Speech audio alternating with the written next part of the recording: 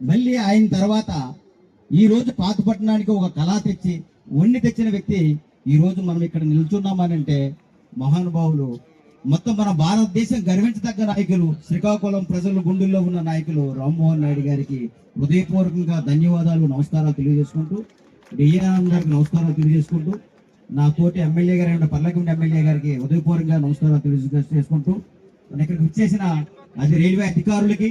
నా ముందున్న నాయకులందరికీ పేరు పేరుగా నమస్కారాలు తెలియజేసుకుంటూ, మీడియా మిత్రులకి, పోలీస్ డిపార్ట్మెంట్ వారికి కూడా నమస్కారాలు.